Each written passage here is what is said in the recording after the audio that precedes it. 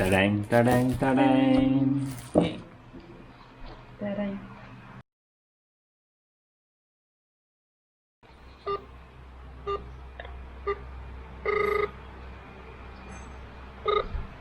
Hello, Nanao. Nang phone do kai di le ri no? Nung mo nyaw me tiles ma chiro nyaw me. Tiles ma chiro nyaw me ba? Hoi. Phone nyaw me ba? Phone nyaw de charger ke ka di lo yaw me ba. Aduga tiles ma chet ama yaw le me. Wari ga di phati to ne ro ngonda. Video do loi nam howe adu ne na dukan do kai di no hangi je sil ke ka kai do video loi nam me ba. Adura adu imana na ko sabak to mina am le ye mana mai na ba mana ba de na lo ba ne. Oh, adudi amu monda phajana video do ulaga haya ni dana. Sumain to me khole noi kai de lei bno do. Yani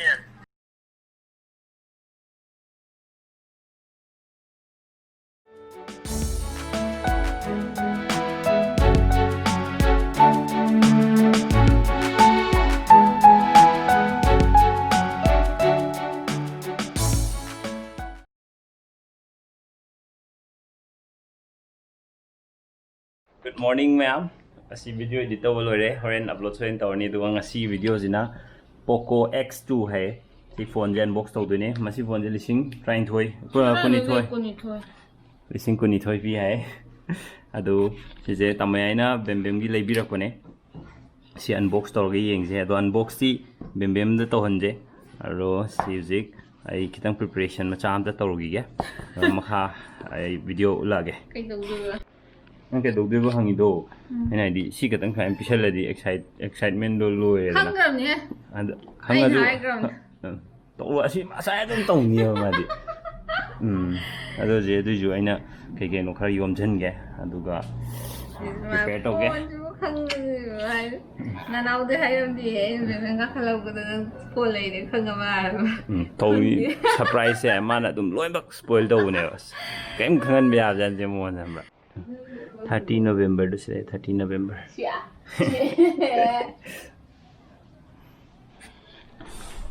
Hai je makha da kum dere ne phone silai re zik sil je hang thok tri ado ngasi video di prank ne bembem ne mo khoi mam da pull up ta prank to ge si manung ji daina phone yi mo ta sapon ne hapsan du ne aduga si sil je nan na lo thok ke aduga prank to je bembem da unbox to na hai hajener ga hoji han hang thor je phone je lo thor je moi khangan da vida unboxing to thoji si makha gi sil je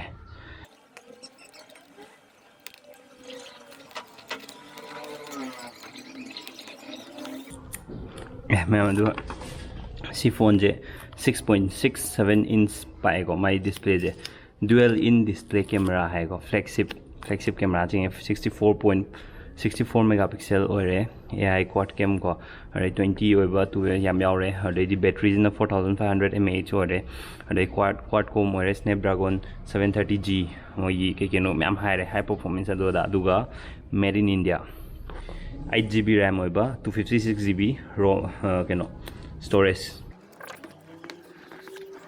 ba manung ji Lamborghini male mi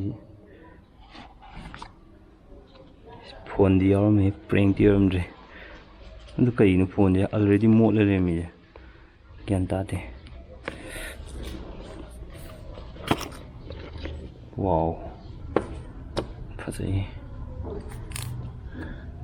si ma'am जरे मसा दो दम Hong तो लगे हजिकी ओइना सिदा box लगे के यावगे लय यंग होजे सिदा चार्जर त मोई एयरपीस ती यावरते USB टाइप सी ने सि लोरे जे चार्जर गी पोट लोरे प्रैंक की हरजे प्रैंक की याम सांग तो की दरे इसमें थमजी सापोन जे ना पास नसिया पुतन दा सर लोनी सी याद रहे सी फेल हो रहे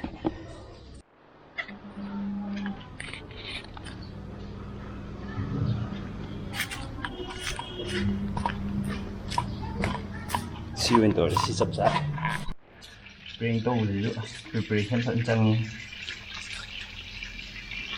तागी बना करना है याद है उन तागर खंग जिन ใส่ตามถั่วลูกสิเลยนะสิจิสระนั่นลุ่มบ่สิมานะเด้สิดียานี่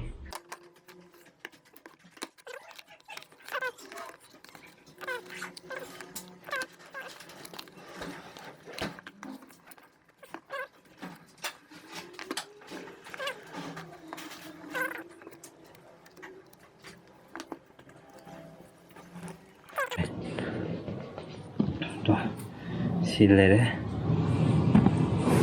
นั่นเป็กตัวเลยsi original malah dong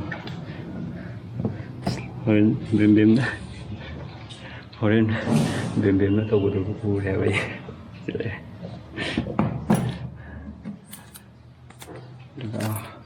original sila ni POCO blue matsugi sila pikau dah cengga ke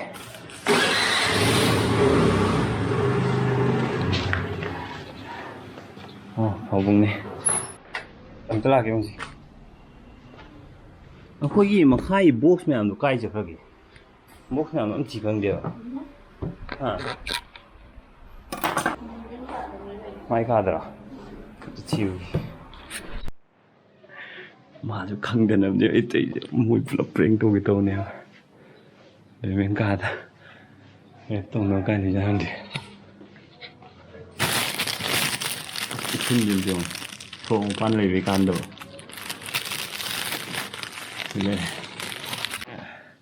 ꯁꯤ ꯇꯧꯗꯣꯏꯁꯤꯅꯀꯣ ꯑꯩ ꯕꯦꯇꯔ ꯍꯥꯐꯅ ꯆꯤꯡꯅꯗꯅꯕꯅꯦꯕ ꯑꯩꯅ ꯇꯧꯗꯣꯏꯁꯦ ꯁꯛꯁꯦꯁ ꯑꯣꯏꯗꯣꯏꯔꯣ ꯑꯣꯏꯔꯣꯏꯗꯣꯏꯔꯣ ꯒ꯭ꯌꯥꯟ ꯇꯥꯗꯦ ꯃꯥꯏ ꯃꯃꯥꯡꯗ ꯑꯗꯨꯝ ꯅꯣꯔꯃꯦꯜ ꯄꯦꯛ ꯇꯧꯕ ꯁꯨꯃꯥꯏꯅ ꯇꯧꯁꯟꯗꯣꯏꯅꯦꯕꯀꯣ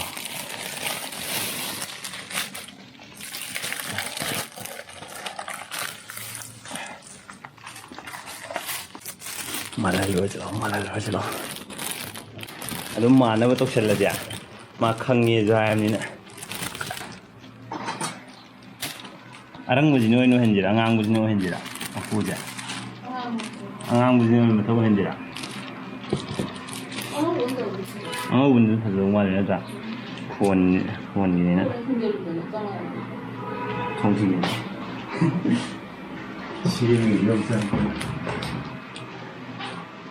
ꯍꯧꯖꯤꯛ ꯑꯗꯨꯝ ꯑꯟꯕꯣꯛꯁ ꯇꯧꯍꯜꯂꯨꯔꯗꯤ ꯔꯦꯞꯀꯁꯤ ꯌꯥꯝ ꯐꯖꯅ ꯇꯧꯔꯔꯣꯏꯒꯦ ꯇꯥꯃꯦ ꯑꯩꯅꯒ ꯔꯦꯞ ꯇꯧꯔꯛꯄ ꯃꯥꯟꯗꯦꯅꯤ ꯃꯥꯗꯤ ꯈꯪꯕ꯭ꯔꯥ ꯇꯥꯃꯦ ꯑꯩꯅꯒ ꯇꯧꯔ ꯊꯅꯝꯕ ꯁꯦꯂꯨ ꯇꯦꯞ ꯂꯩꯗꯥꯏꯅꯦ ꯑꯩꯈꯣꯏꯒꯤ ꯀꯥꯏ ꯂꯩꯒꯦ ꯃꯥꯒꯤ ꯍꯥꯟꯅꯒꯤ ꯐꯣꯟꯗꯣ ꯎꯔꯗꯤ ꯃꯌꯥꯝꯅ ꯉꯛꯀꯅꯤ ꯃꯥꯅ ꯄꯥꯏ ꯐꯣꯟꯗꯣ ꯅꯠꯇ꯭ꯔꯥ ꯄꯨꯡꯀꯥꯏ ꯀꯥꯏꯔꯕꯅꯦꯕ ꯕꯦꯝꯕꯦꯝꯅ ꯍꯥꯟꯅ ꯄꯥꯏ ꯐꯣꯟꯁꯦ ꯄꯥꯕꯨꯡꯗꯪꯒꯤ ꯄꯤꯕꯗꯨꯗꯤ ꯔꯤꯌꯦꯛꯁꯟꯗꯣ ꯀꯩꯝ ꯎꯠꯂꯛꯇꯕꯅꯦꯕ ꯑꯣ ꯐꯔꯦ ꯐꯔꯦ ꯀꯥꯏ ꯆꯥꯔꯖꯀ ꯇꯧꯔꯕ ꯀꯥꯏ ꯂꯣꯏꯁꯤꯟꯈꯤꯕ ꯑꯗ ꯑꯩꯅ ꯚꯤꯗꯤꯑꯣ ꯅꯝꯖꯔ ꯔꯤꯌꯦꯛꯁꯟ ꯀꯩꯝ ꯎꯠꯇꯕꯤ ꯂꯣꯏꯈꯤꯕ ꯍꯥꯏꯗꯤ ꯌꯥꯝ ꯃꯥꯜꯂꯝꯃꯦ ꯑꯗꯨ ꯍꯩꯇ꯭ꯔꯦꯕ ꯀꯞꯇ꯭ꯔꯗꯤ ꯌꯥꯔꯣꯏ ꯃꯥꯏꯛꯁꯤ ꯅꯞꯁꯜꯂꯒꯦꯗ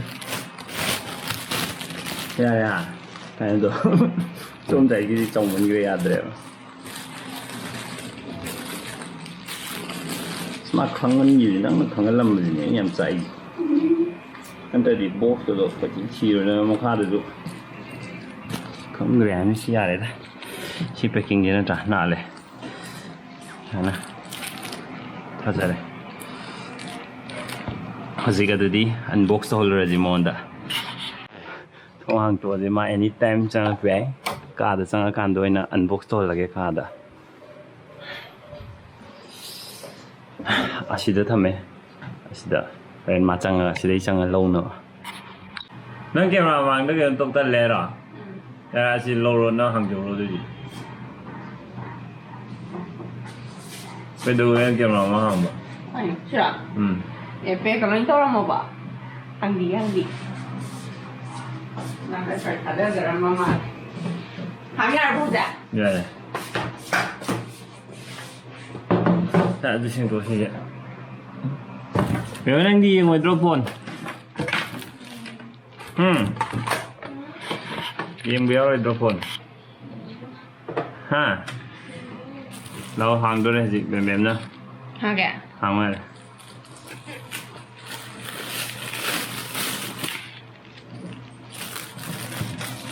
상을 해서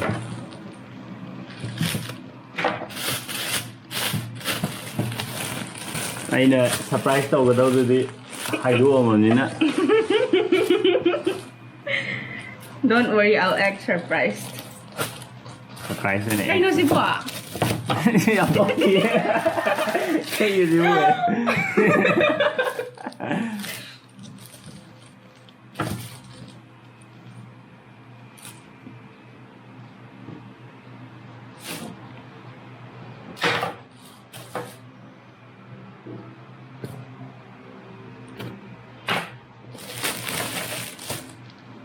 따랭 따랭 따랭 Taray.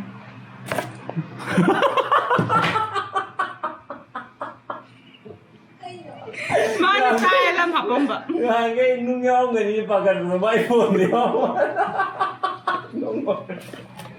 Yang nung CD eh. Yang o. Nung người nhau em muốn. Anh khom eh. Buồn nhau đi. Anh khom đâu ba? Cái Thua mà kìa.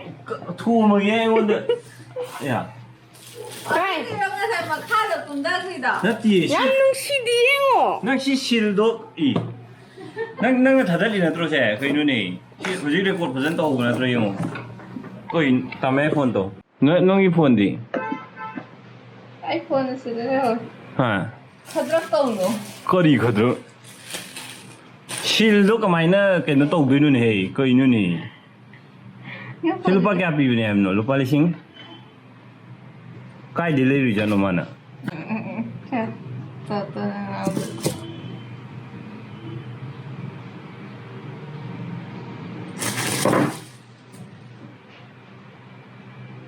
Hindi ako dalay batala na tormigila. adu bo khoi de shum batai le bron ta kai nu ni ma yu su chop le yi shum batai le khoi gi le bra ba Ay, shum batai ja makada. yi mi na pa le sing kun bi phone de ai nya to wo chat ji kai no na wi phone ji तो जिस number से आप संपर्क अदुता तो Number anila ito. अनि मग मी chat तुझे no अंदर ले ब्रा मैं तमे कॉल तो वो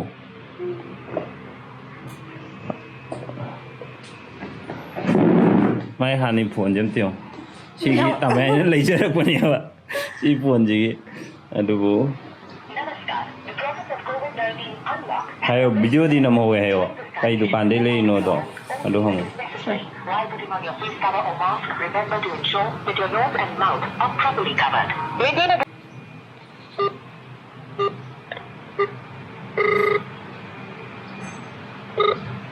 Hello now How? nang phone do kai di le le no It's okay. nung mo nhỏ me tiles ma chi ro nhỏ me 但是这个样没吧？ hoy 这破娘这吧？ phone nhỏ de charger ke ga di lo nhỏ me ba aduga tiles ma chet ama yaw le me 我理解的，他地都是那个样的。 video loi nam ho we adu ne na dukan do kai di no hangi je sil ke ka kai do video loi nam me ba adura 对嘛那不，他不懂呀，我们那也嘛那买那不嘛那不得那老不的。 oh adudi amu mon da phajana video do ulaga hai ani dana sumain to me khole noi kai di lei bano do 呀你， ha 呀你吧，还别你吧， kai nu mi ta lei no si ja 我让你吧你。 ngarang lei bne ba lupa kya da lei no 啊，这把你辛苦了对的。 kulhum doi da oh i adudi yaad re 太热样的。 bem ji kap lei Kaya ito. Ay, video na naman. bem kap lei Dahil ba, ang tanong ko. भागी तौरे Michael खंग ले Michael विकास खंग ले थामे थामे Pero, बेम पी रे मी ano nga ay wala. 还用在开的，在还分的。这फोन पोको फोन से iPhone man Fredo. Yay! Oh my god, so surprised! Wow! मारे बताई नो आई तो बता रहा हूँ बताई नो आई तो तूने cess Yay! Yes, patay ko.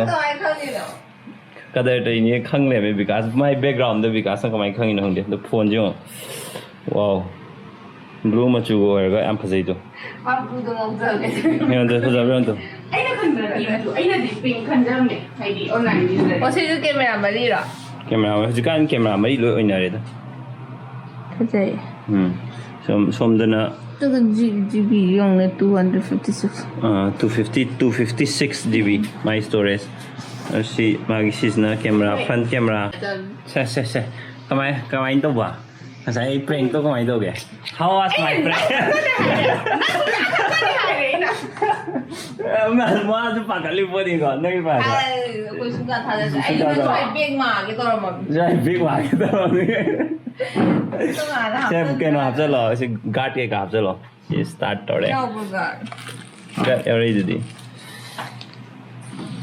fazare alo ngasi gi video di mata se relation jage myam ai prank aham prank to ne ado moi reaction do kamai to ge to dum video do mane ju amma di pi re le mo me ko asida phamma ga pi re le mo ne ai video na ai khang ngam ne na prank khangam ni si no ge in thom tam ne anyways bye bye and to mina bye bye bye